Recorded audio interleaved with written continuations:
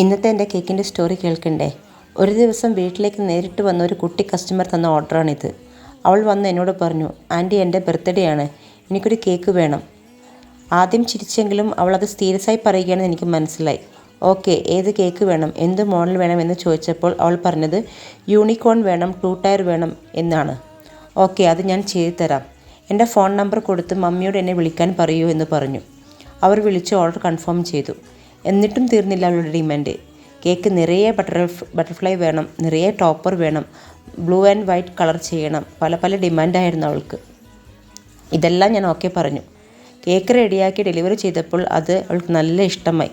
അവൾ ഹാപ്പി ആയിരുന്നു. അവരുടെ സന്തോഷമല്ലേ നമ്മുടെ സന്തോഷം. അപ്പോൾ നാളെ നല്ല വീഡിയോയുമായി വരാം. Thank you.